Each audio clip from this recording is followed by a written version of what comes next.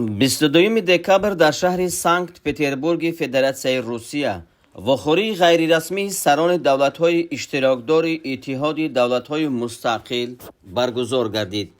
Дар вохӯрӣ президенти ҷумҳурии Тоҷикистон, пешвои миллат муҳтарам Эмомалӣ Раҳмон, роҳбари кишвари мизбон ва дигар сарони давлатҳои иштирокдори Иттиҳоди давлатҳои мустақил ширкат варзиданд.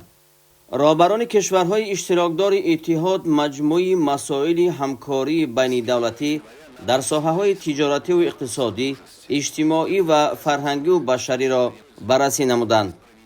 ба масъалаи баландбардоштани самаранокии талошҳо барои таъмини амнияти минтақавӣ ҳамчун самти афзалиятнок таваҷҷӯҳи зиёд зоҳир карда шуд.